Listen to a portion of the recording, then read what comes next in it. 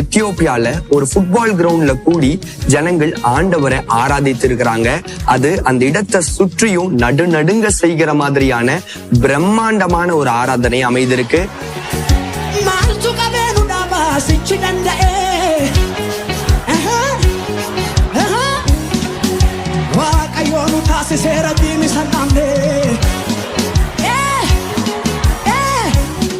நிக்கம்டியில் உள்ள நேஷனல் ஸ்டேடியத்தில் இந்த கூட்டம் நடந்தது.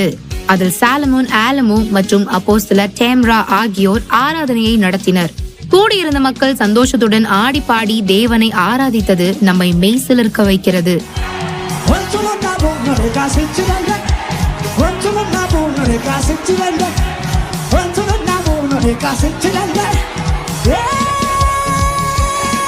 இது போன்ற கிறிஸ்தவ செய்திகளை விரிவாக காண true light Christian TV YouTube சேனலை சப்ஸ்கிரைப் செய்யவும்.